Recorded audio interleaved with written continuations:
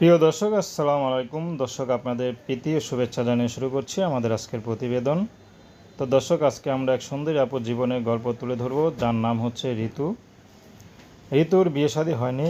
ঋতুর বাবার সাঁতার ব্যবসা ছিল, কিন্তু হঠাৎ করে তার বাবাটা মারা যায়। তো সাঁতার ব্যবসা টুকটাক করে যা ইনকাম হতো তা দিয়েই চলতো। তো তার পরিবারে মা আছে, ছোট একটা ভাই আছে। ভাই অনেক ছোট, কিছু করে না, কিন্তু ঋতু 5 পর্যন্ত পড়াশোনা করেছে, এরপর আর পড়াশোনা করতে পারেনি।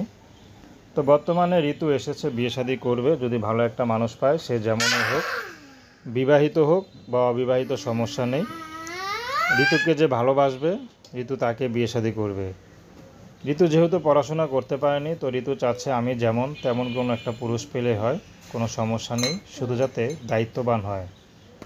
তো ঋতু টাকা পয়সার প্রতি কোনো লোভ নেই। ঋতু চাচ্ছে যদি ভালো একটা জীবনসঙ্গী পেয়ে যায়, সেই মানুষটি যে বয়সের হোক, তার সাথে সংসার করা যাবে। তো ঋতু বর্তমানে কিছু করছে না, তো ইচ্ছা আছে যে হাতের কাজ শিখবে বা একটা পার্লারের কাজ শিখবে, কারণ মেয়ে মানুষ যেহেতু পড়াশোনা নেই, তখন এই কাজ ছাড়া অন্য কোনো উপায় নেই। তো চাচ্ছে সেলাই কাজ করবে, না হয় পার্লারের কাজ করবে, যেটা ভালো লাগে সেটাই করবে চিন্তা করছে। আর যদি এর মধ্যে বিয়ে শাদী হয়ে যায়, তাহলে বিয়ে শাদী করে ঘর সংসার করেই সারাটা জীবন কাটিয়ে দিতে চাচ্ছে।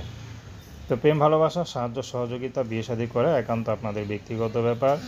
আসুন আমরা 5 ওয়াক্ত নামাজ পড়ি, সর্বদা দেশের সেবা করি।